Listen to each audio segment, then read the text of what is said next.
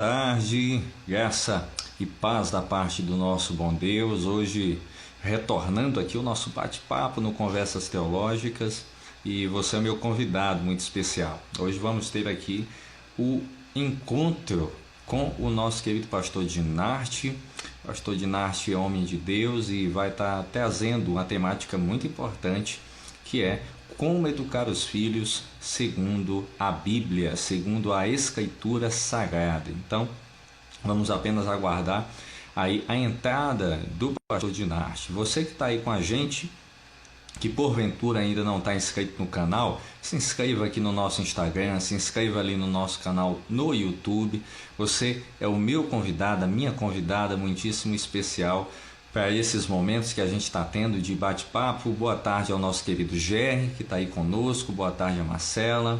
Boa tarde ao Antônio Sobrinho, que acabou de entrar. Ao Tomás Souza. Sejam todos bem-vindos nessa tarde de quarta-feira, 3 de junho. Temos aí várias lives aí salvas aqui no nosso canal. Depois você pode conferir vários assuntos importantíssimos que tratam e que visam a edificação daqueles que caminham com Jesus. Então, vamos só aguardar a entrada ao GE Saudades, muito legal, e é um privilégio estar aqui com vocês, o prazerzão é meu. A gente agora retomando com a série de coisas novas que a gente vai ter, inclusive a nossa segunda videoconferência através do Zoom. Tivemos a primeira, foi um sucesso. Vamos ter a segunda. Se você deseja, já fala comigo ou deixa aí nos comentários. Teremos aí um segundo bate-papo muito legal com pastores de todo o Brasil e estarão somando, participando conosco. A Juliane aí, Juliane, aquele abraço, Deus abençoe. Um beijão no nosso querido Miguel. Graça Mourão também entrando. Sejam todos bem-vindos, se inscrevam aí e vamos juntos nessa jornada que é o Conversas Teológicas. Vamos ver se o pastor Dinarte conseguiu encontrar. Muito provavelmente pode ter tido algum problema de ordem técnica ou alguma questão. Agora sim, pastor Dinarte está aí com a gente. Vamos dividir aqui a tela. Vamos iniciar essa conversa, esse bate-papo nessa tarde de quarta-feira. Opa! Boa tarde.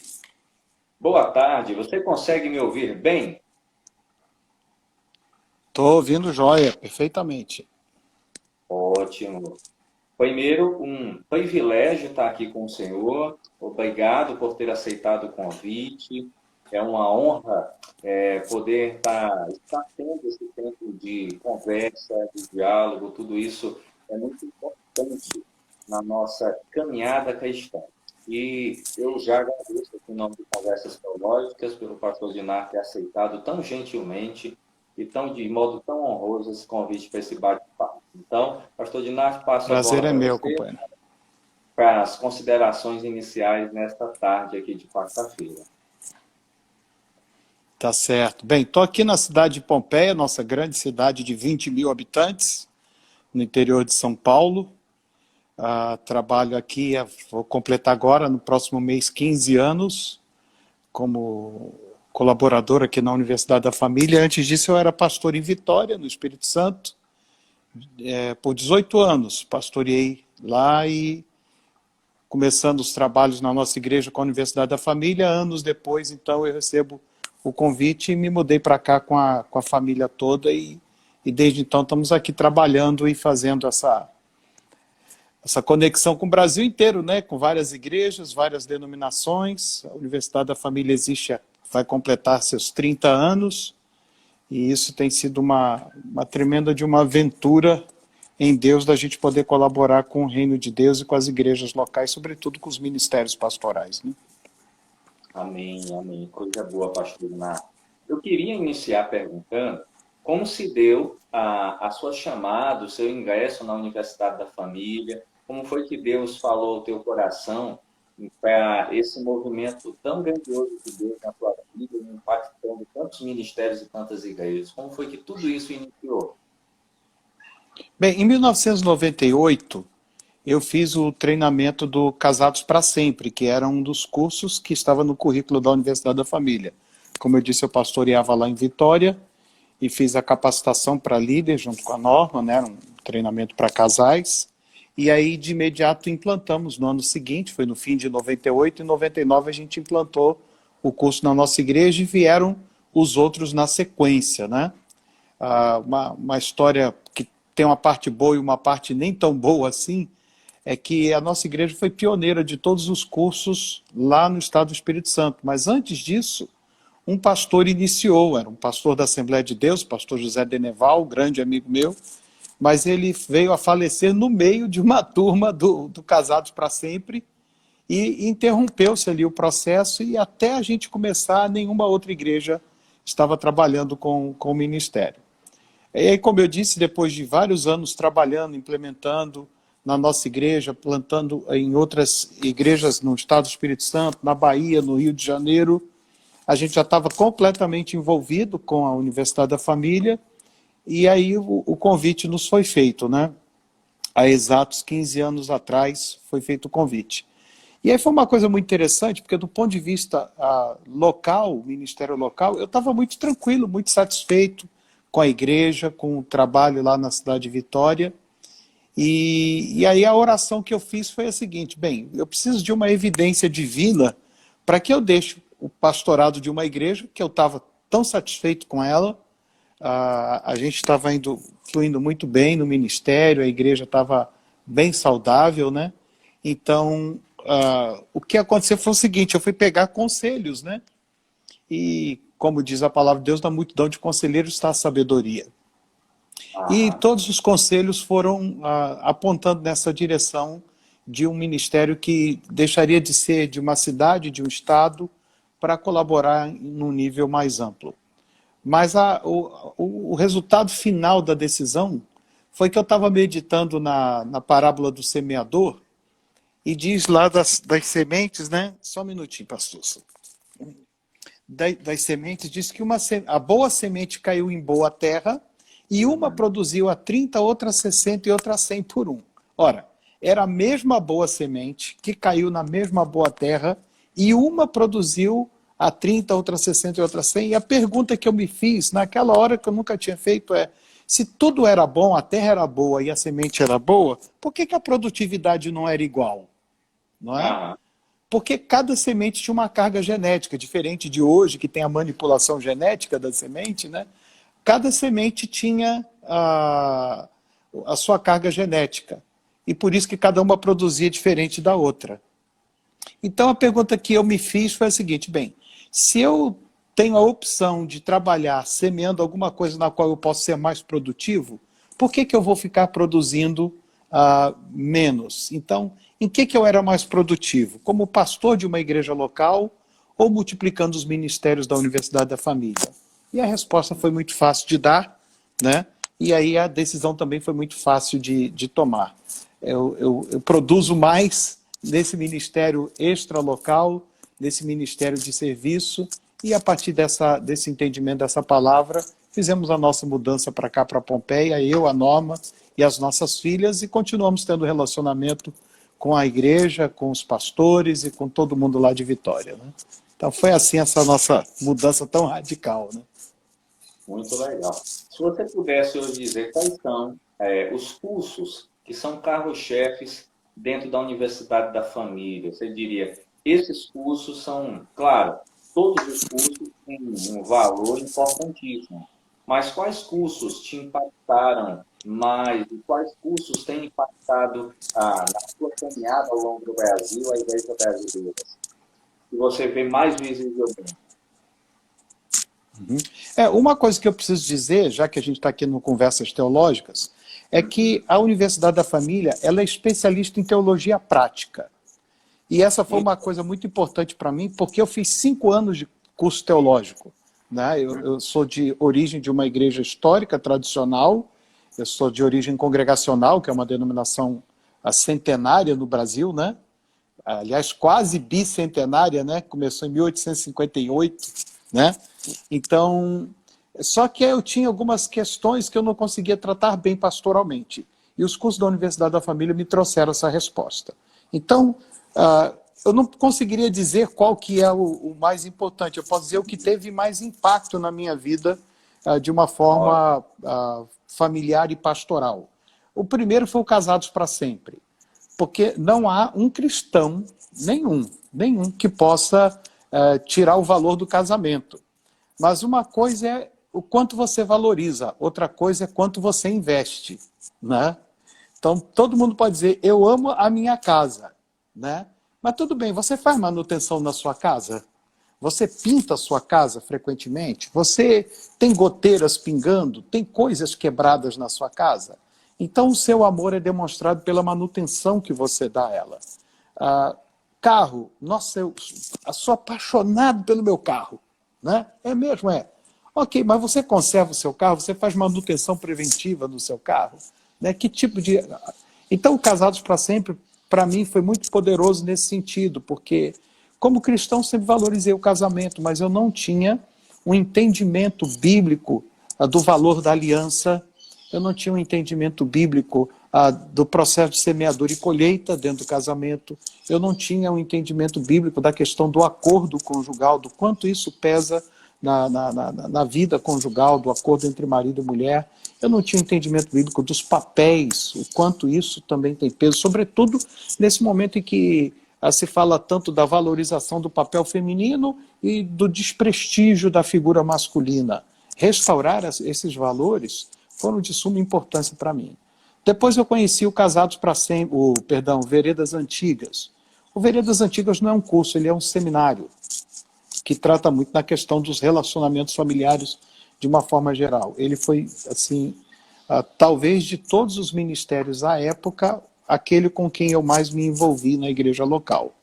Mas o que fez, a gente chama no turning point, né, que foi uma virada na minha vida pessoal, foi o Ministério de Finanças, o Crown. Por quê? E aí, talvez todo mundo que esteja nos ouvindo vá concordar comigo, né?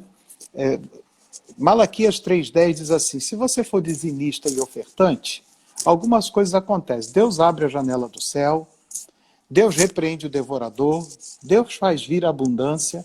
Mas por que tem tanta gente crente que é dizimista e ofertante que está com a vida financeira tão desajustada, tão desequilibrada? Não é? Por que isso é tão complicado? É porque eu descobri o seguinte, a maioria dos cristãos acerta com 10% e erra com os 90%. Eles administram 10% como sendo de Deus e 90% como sendo deles. Eles dizem, o dízimo é do Senhor. Não, tudo é do Senhor. E se você não sabe administrar todos os recursos que chegam na sua mão como sendo de Deus, você faz uma bagunça enorme. É por isso que tem gente endividada, tem gente que não economiza. Nós estamos vivendo esse tempo aí de recessão, né? E que as pessoas estão passando dificuldade financeira. A maioria das pessoas não sabe guardar dinheiro, e esse era eu. Eu era pastor, eu era dizimista, eu era ofertante, e tinha uma vida financeira completamente desorganizada do ponto de vista da gestão financeira. E o curso Crown, que à época eram 12 lições, ele fez um ajuste na minha vida pessoal, na minha vida familiar, que dependente do cartão de crédito, dependente do cheque especial, eu me tornei um poupador, né? Eu parei de gastar tudo que ganhava e mais um pouco e passei a gastar menos do que eu ganho. Até hoje eu continuo gastando menos do que ganho e continuo guardando mais dinheiro do que eu consigo gastar, não é? Então isso fez toda a diferença na minha vida e afetou inclusive a igreja que eu era pastor.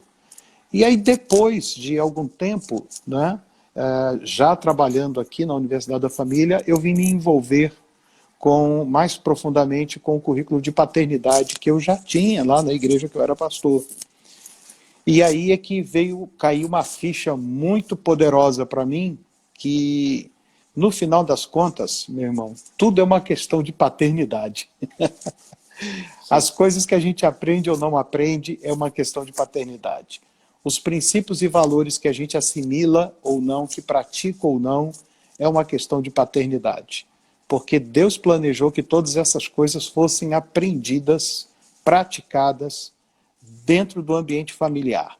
Se você ajuda um pai e uma mãe a educarem seus filhos dentro dos princípios da palavra de Deus, essas pessoas darão muito menos trabalho à escola, à sociedade, à igreja, ao patrão, serão, se forem empregadores, serão empregadores mais justos, porque Deuteronômio 6 fala que as palavras que Deus ordena é para os pais incutirem em seus filhos.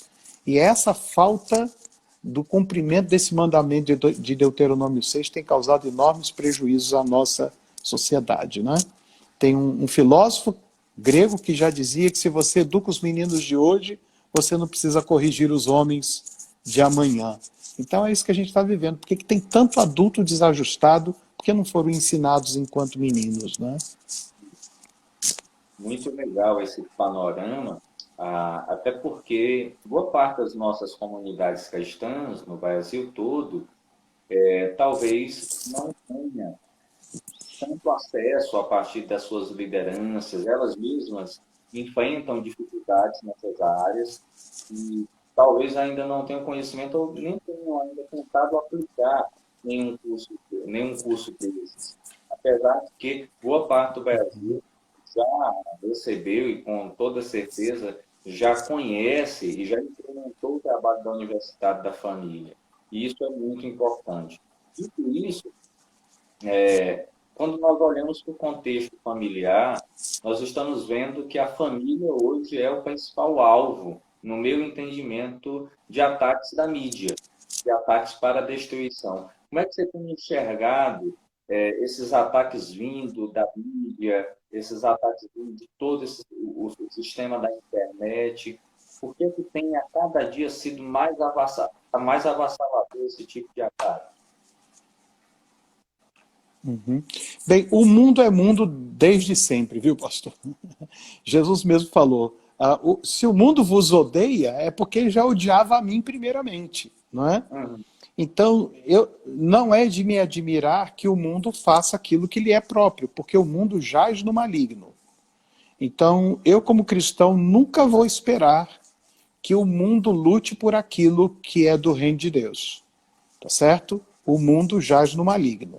Então não há novidade na mídia, não há novidade no governo, o governo não é pró-família, o governo faz parte do sistema do mundo, embora os governos também sejam parte da ordenança de Deus no princípio da autoridade. Mas quando eu digo o governo, eu falo o sistema que está estabelecido, né? O sistema que está estabelecido, ele não é pró-família. Isso não é um problema do Brasil, isso é um problema do mundo, né? A maior nação cristã do mundo hoje é uma das que tem a maior taxa de divórcio e recasamento. É uma das sociedades mais tolerantes com a união entre pessoas do mesmo sexo. Porque o mundo é mundo, tá certo? Agora, o que eu vejo é o seguinte, enquanto a mídia faz o que lhe é próprio, porque ela faz parte do sistema do mundo, o que me causa mais preocupação é quando nós, como cristãos, não temos um senso crítico. E aí entra Romanos 12, 1 e 2, e nós acabamos nos conformando com o mundo, com o século. Então, o pensamento crítico teológico, ele perdeu a sua postura aguerrida. Então, nós, como igreja, acabamos ficando como o sapo dentro da panela, que o fogo vai esquentando a água e a gente não percebe a fervura debaixo dos nossos pés. Não é? Então, o problema não é o que o mundo vai ensinar sobre sexualidade, o problema é o que a igreja não está ensinando. O problema não é o que o mundo prega sobre liberdades excessivas, o problema é o que a família não ensina sobre limites. Ou seja, não existe um contraponto, porque, na verdade, essas linhas de pensamento estão moldando também o nosso pensamento filosófico, teológico, comportamental ao longo desses anos todos. Então, só para citar um exemplo, né? Vamos pegar a questão do divórcio, né? Sim. Alguém lembra quem foi o primeiro casal que se divorciou no Brasil? Ninguém lembra. Mas nós estamos assustados agora com a taxa de divórcio crescendo no período da pandemia. Alguém lembra quem foi o proponente da lei do divórcio? Poderíamos achar, pelo pensamento atual, que tenha sido um político de viés liberal, né? Mas não foi, foi um senhorzinho de 82 anos, conservador, chamado Nelson Carneiro, um senador pelo Rio de Janeiro. Um senhor de 82 anos, um conservador. Né? Mas por quê? Porque ele era amigo de um general que era desquitado, mas que já tinha uma outra companheira e não podia legalizar sua união. Então, para fazer o favor a esse amigo dele, ele vai e entra com a lei do divórcio. Você pode pesquisar, isso está aí na internet para você pesquisar, está nos anais do Senado Federal. Então, o problema é quem foi que abriu a porta. E quando foi que nós, como igreja, passamos por essa brecha e aceitamos essas coisas. Então, respondendo objetivamente a sua pergunta, eu não tenho nenhum tipo de acordo, de concordância com isso que o mundo ensina. Isso é doutrina do mundo. Mas eu tenho muito desconforto maior do que ao ver o mundo fazendo o que está fazendo, quando nós, enquanto igreja, não temos um posicionamento bem firme, bem claro, uma definição bíblico-teológica para essas coisas, para que as próximas gerações ou as gerações atuais tenham uma referência. A palavra de Deus diz assim, é para a gente não remover os marcos antigos. Então a gente está fazendo...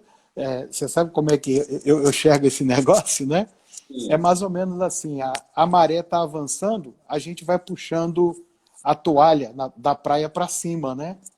A maré vai avançando, a gente vai puxando o guarda-sol para cima. Então a gente está se ajustando ao movimento da maré. Né? Por quê? Porque você não consegue remar contra a maré, você não consegue conter o avanço da maré.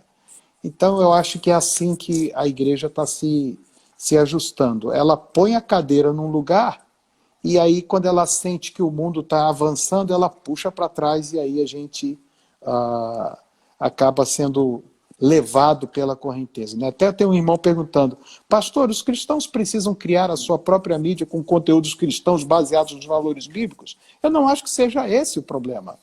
Eu acho que o problema não é a gente criar uma mídia para fazer contraponto, porque se você pegar aí a grade das televisões, nós temos hoje já N canais católicos e N canais evangélicos. A pergunta é, o que eles estão ensinando diferente do que o mundo ensina? Tá certo? A pergunta é essa. A questão não é se temos canais de mídia, a questão é que tipo de conteúdo se põe na mídia. Tá certo? Que tipo de posicionamento teológico tem hoje uma denominação histórica? E eu não estou fazendo aqui juízo do valor da teologia, da fé de quem quer que seja. Eu estou querendo dizer o seguinte, nós temos que nos perguntar até onde a gente vai. E para fechar esse ponto, por exemplo, nenhum de nós é a favor da famosa e famigerada ideologia de gênero, certo? Nós todos sabemos o que não queremos na área de sexualidade, mas a pergunta é, ok, nós já sabemos o que não queremos, mas o que é que a gente quer? O que nós queremos que os nossos filhos aprendam? Nós estamos esperando que o governo decida o que os nossos filhos devem aprender? Que a escola deixe de ensinar aquilo para ensinar o quê? Quem é que vai formular isso? Até quando as famílias vão deixar a escola ensinar aos seus filhos aquilo que eles devem aprender em casa? Pela conduta, pelo exemplo e pela fundamentação dos pais no que diz respeito a isso. Então, hoje, nem nos canais ditos evangélicos e nem na mídia aberta, até o irmão perguntou aqui de novo a Rede Record não é um canal evangélico. A Rede Record é o business do Edir Macedo, é o negócio dele. Né? Ele é um empresário da área de mídia. E fazer uma novela com personagens bíblicos não torna a Rede Record uma TV cristã. Tá certo? É só verificar as outras programações, tipo A Fazenda e outras mais, né, que tem lá. Exatamente. É muito legal, porque na realidade as pessoas olham para a Record e não percebem que a Record é business, como você realmente disse. O objetivo da Record é faturamento. Faturamento. Não tem esse objetivo de ser um canal cristão, conservador. Até porque, se nós olhássemos para a Record e ela fosse trazer digamos, a grade bíblica dela, no meu humilde entendimento, viria com muitas deturpações, com muitas É verdade. deturpações. Então, assim, mesmo que a Record colocasse, a Record, na realidade, iria transmitir aquilo que ela crê. E nós sabemos que o que ela crê, na realidade, está muito mais parecido, como o senhor colocou, com o mundo business, com o mundo do faturamento na sua teologia, do que propriamente com a teologia bíblica, com a teologia da família. Por quê? Se Uhum. eu sou um cristão, eu sou um pastor, eu sou um líder, e eu tenho uma ferramenta tão poderosa como a Record, como qualquer outro canal, se eu quero faturar, logo a temática família barra família tradicional, ela não vai me gerar faturamento. É a minha Não. E, percepção. e, e eu, e eu creio o seguinte: ah, vamos lembrar que televisão não pertence a A, B ou C, ela é uma concessão, porque o nosso governo federal ele detém o monopólio das telecomunicações. Então, rádio e televisão não são propriedade. O Edir Macedo não é dono, a família Marinho não é dono, a família X não é dono. Eles são concessionários dos serviços de televisão. Por isso que todo presidente, quando entra, todo, eu lembro do Leonel Brizola, numa campanha presidente da República, ele disse: primeiro ato meu, se eu ganhar, eu vou caçar a concessão da Globo. E todo mundo faz esse tipo de ameaça, né? Mas, na verdade, é o seguinte, é uma concessão, você pode querer caçar uma rádio, você pode querer caçar, mas existe uma legislação. E essa legislação, ela não dá essa legitimidade para alguém simplesmente chegar hoje e dizer assim, está fechado. Não dá, porque existe a proteção legal do investimento daquele empresário que botou os recursos dele, a programação dele e tal.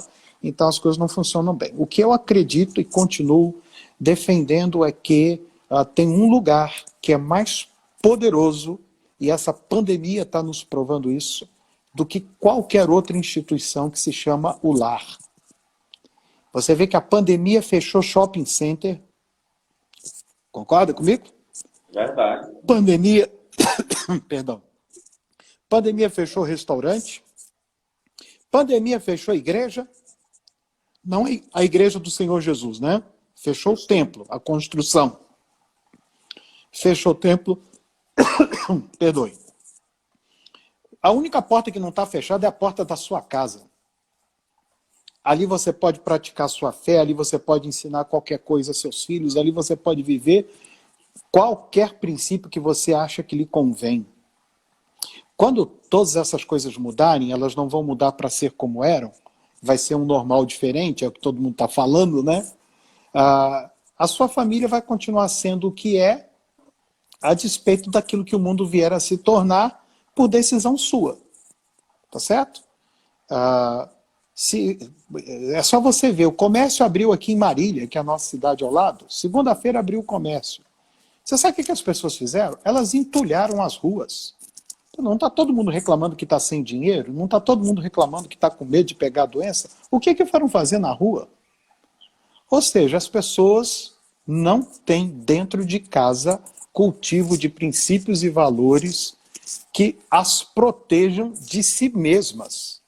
Ninguém obrigou ninguém a ir para a rua do comércio segunda-feira. Ninguém obriga ninguém a fazer coisa nenhuma. O que as pessoas não têm são estruturas de proteção contra o seu próprio coração pervertido, porque é isso que a Bíblia fala, né? A Bíblia fala que o mal está dentro de mim, não fora de mim. O problema não está na mídia, o problema está na minha natureza corrompida, tá certo? Então, ninguém vai me obrigar a mudar de pensamento ou de filosofia. Eu é que tenho que buscar na palavra de Deus as coisas que convêm na minha relação com Deus e naquilo que é bom para mim e para os da minha casa, né? É isso daí mesmo.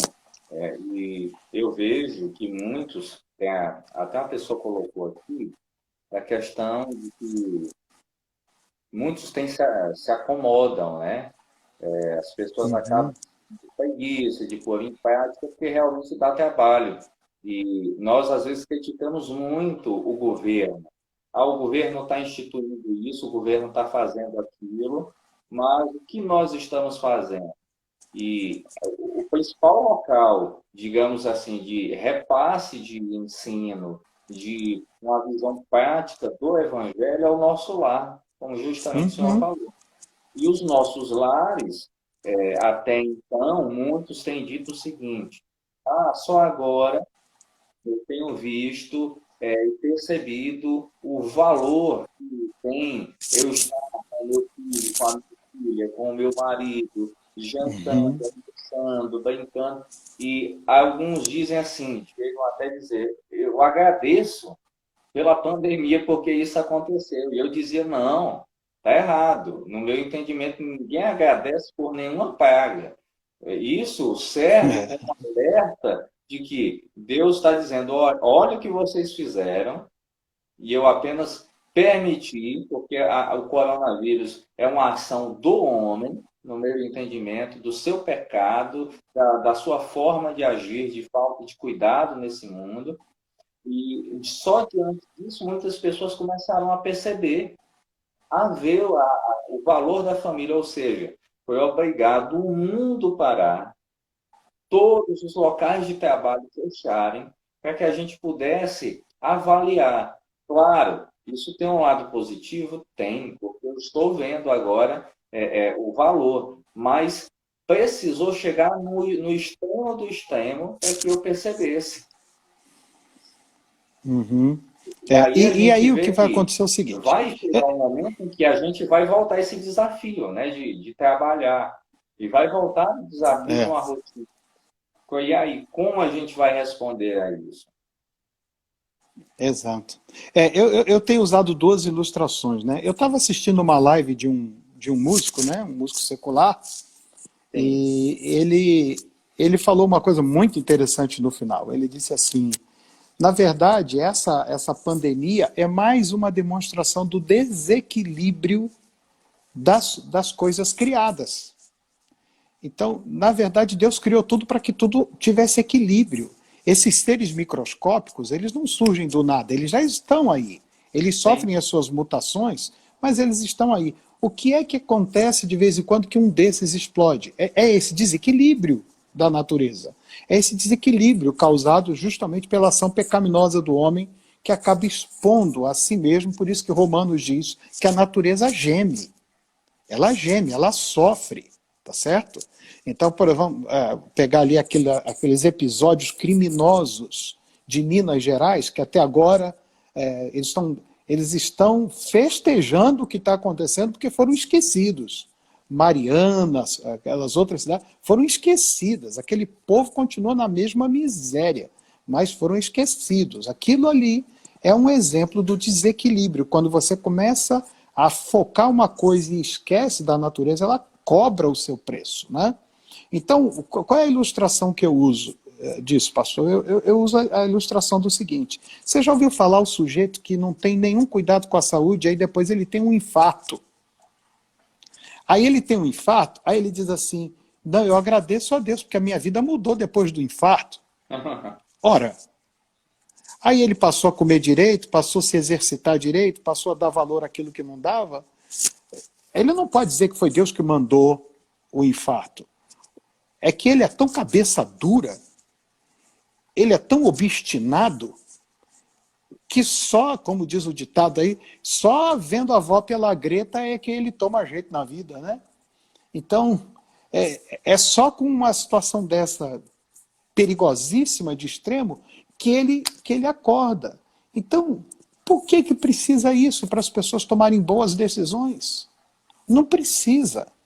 Mas tem alguns que, pela sua obstinação, tem alguns que, pela dureza do coração, Salmo 119 diz assim: foi bom eu ter sido afligido, porque eu agora aguardo a tua palavra. Por que tem que esperar a aflição para guardar a palavra? Por que não acolhe de bom grado a palavra? Por que os crentes de Bereia foram mais nobres do que os outros? Porque eles não precisaram passar por aflição, eles receberam de bom grado a palavra. Então, quando nós estamos aqui conversando sobre educação de filhos, a gente nem entrou na temática, a gente está aqui nos tópicos gerais.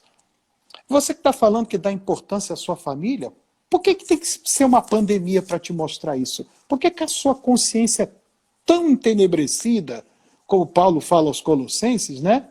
Por que a sua consciência está tão anuviada, tão encoberta, que precisa uma pandemia, uma doença mortal, e ainda há os que não acreditam que ela é mortal. Hoje nós recebemos a notícia de um chegado nosso, próximo à família da minha esposa, que faleceu de Covid lá no Espírito Santo, e não tinha vaga no hospital na Grande Vitória. Ele teve que ir para uma cidade a 77 quilômetros e não deu tempo de ser socorrido e morreu.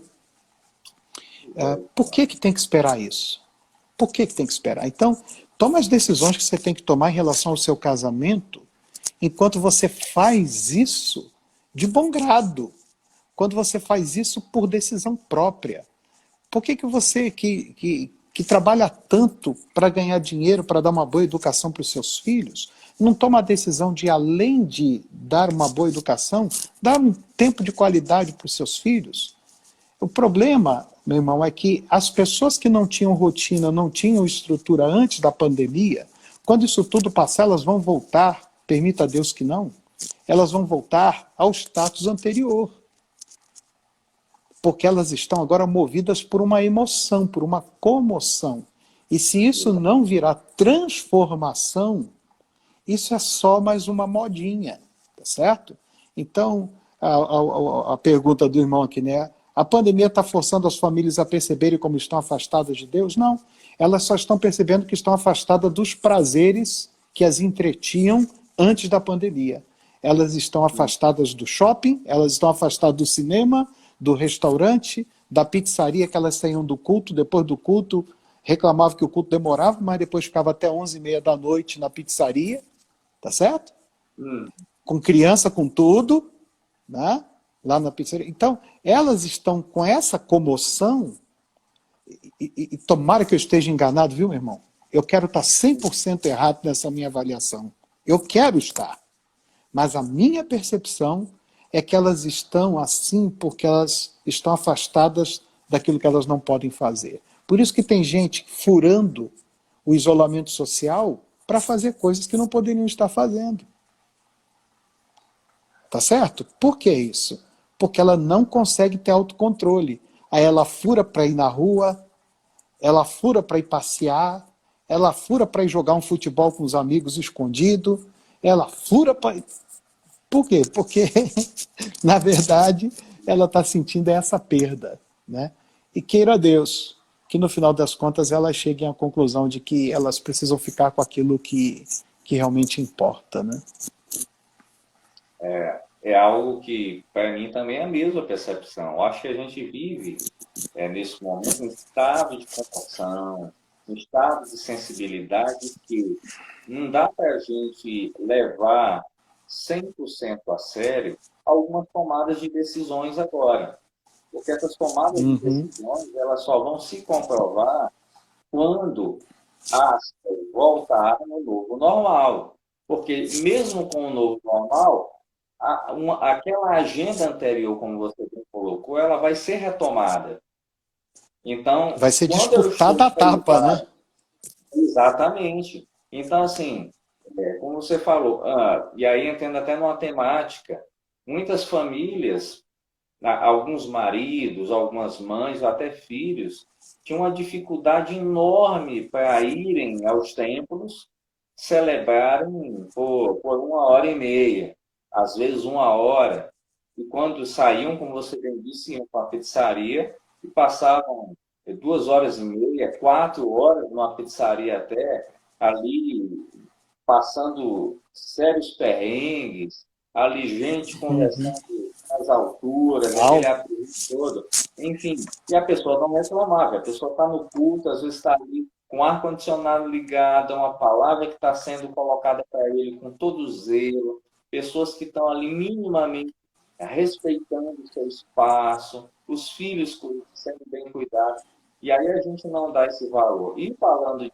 filhos, os filhos veem, na realidade, aquilo que nós somos, eles veem os nossos atos.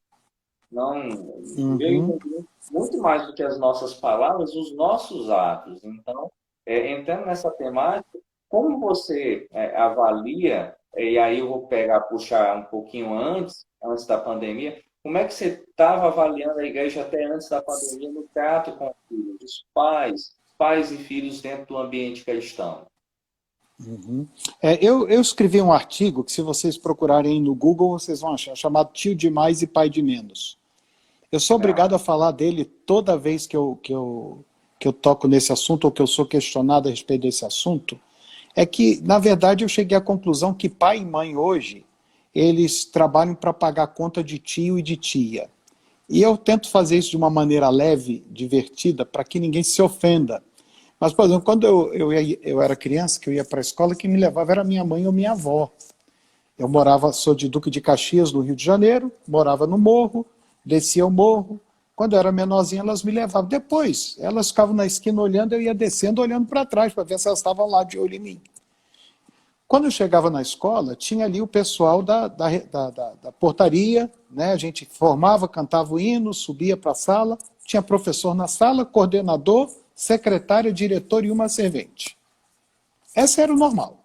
Eu levava minha merendeirazinha de plástico, garrafinha com quisuco, pão com manteiga e açúcar enrolado no papel de pão. E essa era a merendeirazinha do lado, né? Ah, bem, hoje, na maioria dos casos, sobretudo em cidades grandes, quem leva a criança para a escola é o tio da van.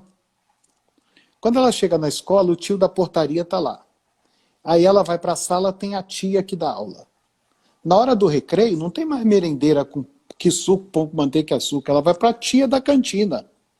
Se faz bagunça, o tio do corredor chama atenção e leva para a tia da secretaria, que aí manda um bilhetinho para a mamãe. Aí o tio da van traz a criança para casa. Como a gente não quer criança desocupada, a gente põe no tio do judô, tio do kumon, tio do balé, tio da música, tio da natação. E quem é que está em casa quando essa criança volta? É a tia que toma conta da casa, porque o pai e a mãe estão trabalhando para pagar a conta dos tios. Mas ainda bem que somos crentes, não é isso? Povo de Deus. Domingo a gente arruma as crianças, leva para a igreja e entrega para quem? para as tias do Para as berçário. tias do departamento. Exatamente. É tia do departamento infantil, tia do berçário, tio do culto infantil. Então, meu irmão, nem na igreja criança tem pai e mãe mais. É tio e tia. Então, como é que eu enxergava anteriormente? Eu enxergava nessa terceirização da paternidade. Os pais não desenvolveram uma cultura bíblica de educação de filhos, não é? E aí nós criamos uma sociedade que se incumbe de fazer o papel dos pais, de educar os pais. E aí depois alguém vem me reclamar de ideologia de gênero? Uhum. Se você foi quem entregou seu filho para a escola, se você foi quem entregou seu filho para o tio, para a tia, e você pouco ou quase nada tem de conversa, de orientação, de instrução, de discipulado dentro de casa, pouco ou quase nada de Deuteronômio 6 é praticado em casa, e aí vem um vírus microscópico invisível e subverte essa lógica. E hoje os pais não sabem o que fazer para ensinar a lição de casa, a escola, para os filhos, porque agora está todo mundo... Queria todo mundo homeschooling no Brasil, né? Eles estão vendo agora o que é o homeschooling, né? Ter que ensinar a lição para o filho, fazer dever de casa, acompanhar o filho ali na lição online. Eu já recebi N reclamações de mãe dizendo que não suporta mais. Ué, mas os filhos são seus, ué. É que você estava acostumado com tia ensinando tudo, tá certo? A gente não sabe mais brincar com o filho. Precisou um vírus para mostrar para a gente que pai não sabe mais brincar com o filho, por uma simples razão. Porque a gente vai para a pizzaria e não tem hoje um restaurante que não tem uma brinquedoteca. Sim. Que a criança chega lá, não vai para o pula-pula, piscina de bolinha, escorrega, não sei o quê, porque os pais não querem ter trabalho com seus filhos à mesa. Eles querem que alguém tome conta. Eles vão para o shopping, levam os filhos, e eles entregam lá naqueles cercadinhos, ou põem naqueles carrinhos elétricos. Então, mas na verdade, meu irmão, nós vivemos hoje um processo de terceirização da paternidade que é uma tragédia. É uma tragédia. E é lógico que, com raras e honrosas exceções, tem muitos pais e muitas mães que são verdadeiros exemplos. E não é à toa que os seus filhos são os melhores alunos da escola. Não é à toa que eles são as crianças que todo mundo elogia. Não é à toa que eles são os filhos que todo mundo diz assim, nossa, como vocês deram sorte. Ninguém dá sorte ou azar com filho. Filho é o subproduto do investimento que a gente faz na vida deles. E não é um investimento financeiro, é um investimento do nosso tempo, da nossa vida, na vida dos nossos filhos. Tá certo? Então, quando a gente vê uma criança que enche os nossos olhos, tenha certeza, ali tem suor de pai e mãe. Ali tem energia de pai e mãe. Ali tem tempo de pai e mãe. Ali tem entrega de pai e mãe. Não é à toa. Então, eu vejo com muita preocupação, e graças a Deus, por ministérios não só como a Universidade da Família, como outros, né? Porque a Universidade da Família não é a resposta de Deus, nós somos uma parte da resposta de Deus, e a gente precisa agradecer a Deus por essas ferramentas que nos ajudam a pegar o caminho reto aí na educação dos nossos filhos. De fato, eu percebo que pós-pandemia, essa questão dos filhos é uma causa que vai continuar presente. Uhum. E eu entendo que alguns processos foram acelerados nessa pandemia, da questão da virtualidade, tudo isso. E os pais, obrigatoriamente, terão de estar mais presentes. E aí, para mim, entra duas situações.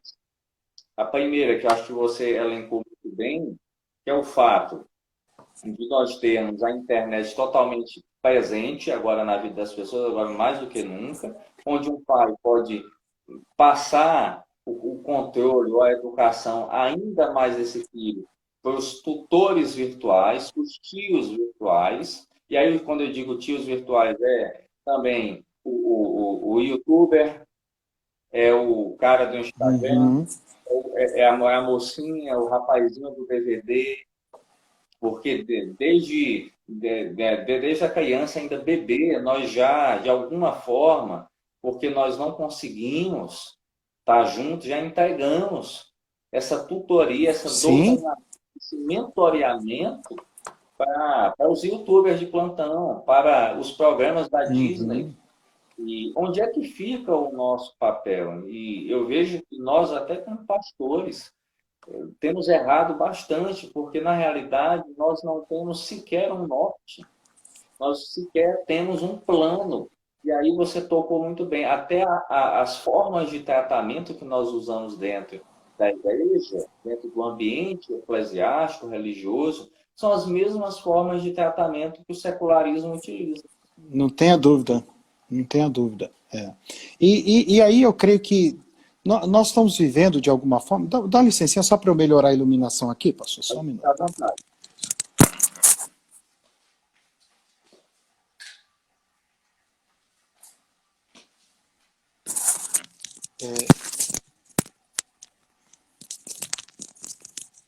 Eu não tenho dúvida que, de alguma forma, nós estamos vivendo um texto que eu sempre me refiro a ele, que é o livro dos Juízes, né?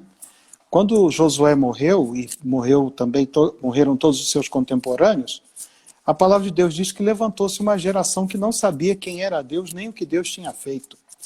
E você sabe o que me assusta naquilo ali? É que essa geração que se levantou eram filhos e netos daqueles que morreram. Exatamente. Dos camaradas que atravessaram o Jordão, dos camaradas que viram os muros de Jericó caírem diante de seus olhos.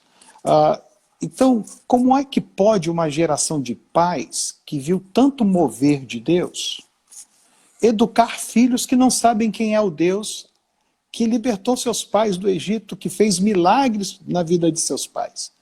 Então, quando nós falamos de apostasia, quando nós falamos de frieza espiritual, quando nós falamos de indiferença com as coisas de Deus, nós não podemos, em hipótese alguma, terceirizar essa culpa. Porque a conclusão que eu chego, me permitindo, na leitura do livro de Juízes e de Josué, é que eles gastaram tanto tempo na conquista da terra que esqueceram de gastar algum tempo na conquista do coração daquela geração. Tá certo? Eles estavam tão preocupados com a herança que iriam deixar para os filhos, que não se preocuparam com os tipos de herdeiros que eles iam entregar a herança para eles. Então hoje, quem é a igreja evangélica brasileira hoje? Eu falei isso semana passada, alguém me perguntou, e eu disse, bem, nós hoje somos os filhos dos últimos pobres do evangelho. Né? Eu creio que ainda temos muitas pessoas pobres entre nós. Mas eu quero dizer o seguinte, nós somos os filhos da última geração em que só tinha pobre no evangelho. Lembra que antigamente se falava assim, isso é coisa de crente, é coisa de pobre. Mas os nossos pais, né, eu estou perto de fazer 60 anos, os nossos pais eram aqueles que valorizavam o trabalho para que nós valorizássemos o estudo. Concorda? Eles davam um duro enorme para que a gente pudesse ter algum estudo. E aí nós já somos a geração que demos um bom valor ao estudo e por isso temos melhores empregos, somos melhores empreendedores, somos pessoas que temos um padrão de vida econômico muito próximo da maioria da população brasileira, não é? Nós não estamos na base piramidal da sociedade brasileira, nenhum demérito em ser da base piramidal, eu estou querendo dizer que nos últimos 30, 40 anos houve uma ascensão na classe socioeconômica do meio cristão evangélico. Porém, se nós somos os filhos dos que valorizavam o trabalho para que a gente valorizasse o estudo, os nossos filhos são a geração que valorizam o prazer, a diversão. Eles valorizam o ter. Então, exatamente o cenário do livro dos Juízes. E Deus os advertiu, olha, vocês vão entrar numa terra com cidades que vocês não construíram, com vinhais e olivais que vocês não plantaram. Ora, os nossos filhos são esses que estão morando em casas que eles não tiveram que construir. Eles estão comendo e bebendo de coisas que eles já acharam prontas. Pensa comigo, meu irmão, eu nem sei qual a sua idade, mas você tem idade de ser filho 29. meu. Né? 29. 29.